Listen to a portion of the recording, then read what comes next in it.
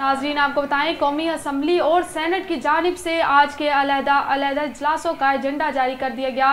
इन इजलासों के एजेंडा में क्या शामिल है, जानते हैं अपने नुमाइंदा शहजाद हसन मिर्ज़ा से। जी शहजाद, आगा कीजिएगा। जी, आज के कौमी असम्बली और सेनेट के होने वाले इजलासों के लिए एजेंडा जारी कर दिया गया है, जिसके तहत अभी कौमी असम्बली और सेनेट का इजलास का आगाज़ हो चुका है। कौमी असम्बली की बात की जाए तो कौमी असम्बली के आज के एजेंडे में मुख्तलिफ तहरीक कमेटियों की रिपोर्ट और सवालात शामिल हैं।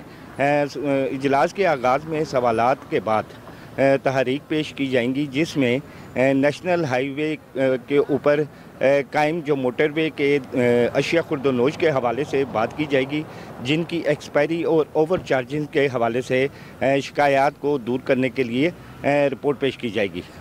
सेनेट के हवाले से अगर बात की जाए तो सेनेट में मुख्तलिफ तहरीक जो हैं वो पेश की जाएंगी और कमेटी की रिपोर्ट जो हैं वो भी पेश की जाएंगी, जिसमें कायमा कमेटी और सब कमेटियाँ शामिल होंगी।